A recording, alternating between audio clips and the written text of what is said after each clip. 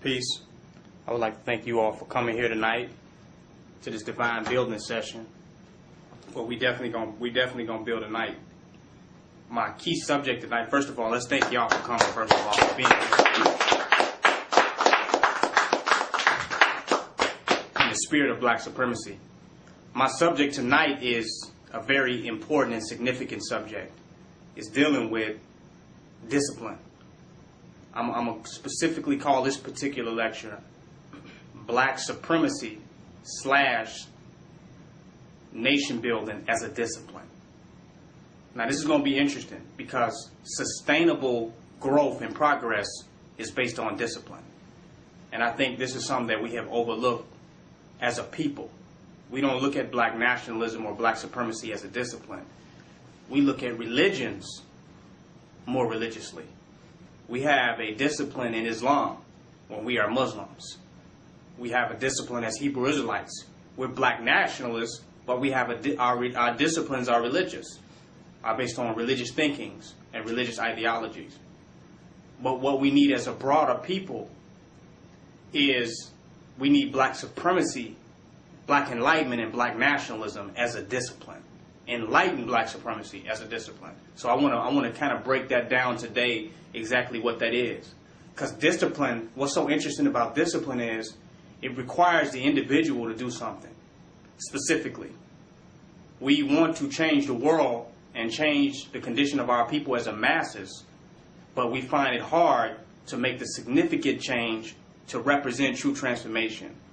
So black supremacy as a discipline challenges the individual to put certain gears in place with inside their inner being to make the significant changes for growth. So disciplines are like gears that you might do one thing, but out of discipline you do another. So discipline is the resistance against the things that are not in alignment with what your true goal is. As people, we lack discipline on a dramatic level. We say our black businesses don't survive. People don't spend money with them. They don't stay open long. That's a reason for that. Because in order for us to spend money with our own people and with our own businesses, when we have resources, it takes discipline to take those resources and direct them to things that are advantageous for us. But if we lack discipline, we take those resources and we do something that don't really enrich and really rebuild what it is that we're trying to establish. Our money go out. Our resources go out, our labor and time go out to a lot of entities that do not have our best interests in hand. That's a lack of discipline.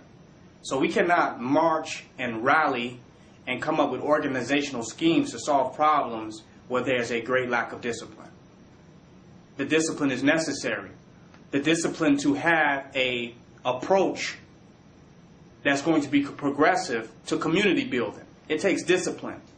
We have a lot of old ideas running in our minds about what we should do. A lot of old behavioral patterns that worked to substantiate the white supremacist infrastructure. To change those thoughts in mid-action within our minds, it takes discipline. It's discipline to say, I've acted like this for so many years of how I felt or reacted to this particular circumstance. But now I know I'm in an experience of black supremacy, black communal building, and black nationalism. I have the discipline to react or to respond to this situation in this way. Now, I mentioned react, but the correct word is to respond. Because when we react, we're constantly acting out a program that was given to us over and over again. So I don't mean react, I mean respond. That takes conscious action to respond. Being conscious is really the ability to respond. That's your only responsibility. Being conscious is being able to be aware of what you do. So ultimate consciousness, to become really truly conscious, and not just conscious of information and rhetoric, and to be conscious of what's going on and to have some social awareness. But true consciousness is the discipline to be aware of one's action, to redirect one's action towards conscious intention. That's what consciousness is. If we can't direct our actions, we're not conscious on the most minute level. We're not conscious on a biological level. Some of us are conscious in a level that we're aware that the stuff we do is wrong and don't make no sense and does not work to the benefit of the whole. But we're only conscious at a level of being aware that it don't make no sense. We're not consciousness at a level to stop it in mid-action, to participate in actions that make sense. Transformation is going to take discipline. It's not just going to take some enlightened moment where all your chakras are lit up and you got the right breathing technique and it's all boom, poof, it's all changed. It takes moments and moments of discipline. And after looking at that discipline over time, you start to see something different cultivated. Because that discipline unleashes the master that lies within inside of yourself. And you start seeing yourself masterfully making the right decisions that manifest your progress in nation building, in black enlightenment, in black supremacy.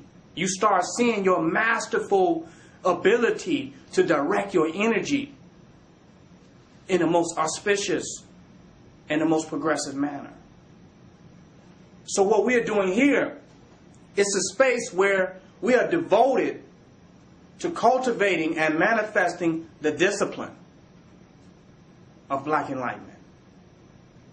This is the space where we have made the sacrifices we have made, eliminated, and focused our energy on being examples of directing our energy moment to moment to black nationalism and black supremacy, of making the higher choice. In order to make the higher choice, it takes discipline. A lot of people don't have that.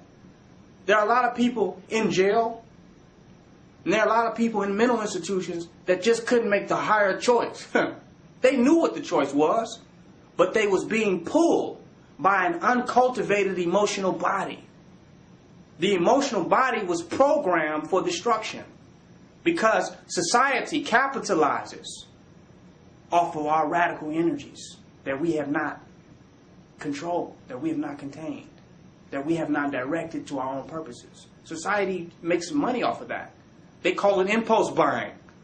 So society as a whole moves you to being a quick decision maker based upon your emotions. Our society as a collective is a manifestation of people making just impulse decisions, of not thinking how things work and fit to the greater whole. They're not just spending their money and buying these cars and all this type of stuff because they're against us building a nation and building a community. They're not giving all their money and resources to the European because they're against us having a black nation. They just have not cultivated the discipline to make the higher decision.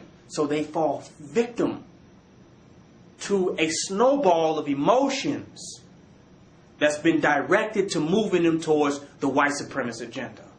That's what we see going on.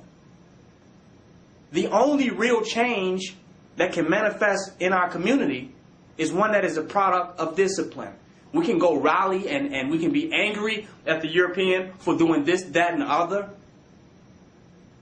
We can go run out on certain issues. But if our act, our way of life, if our discipline is constantly patronizing and giving our energy to his reality right after the rally is over with, right after the movement is over with, our discipline is our loyalty and integrity to his reality, we ain't did nothing. So we stopping all of the emotional, impulsive desire to just have all these actions, to do all these things out of nothing but emotions. But if you separate the individual from what they're reacting to, you see a person that's going to keep acting out their own imprisonment in actions. We say, okay, we got people, they want to change the world. They want to change the condition of black people. They want black people to be more healthier. They wanted to see a better society for us as a people. But they're smoking cigarettes. They're supporting one of the number one killers of our people. They are drinking alcohol, supporting one of the number one killers of our people.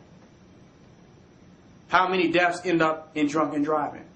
How many people get drunk in a club and end up doing something stupid and somebody getting killed and killing somebody else? This is the mind of the alcoholic. But they cannot give up these things.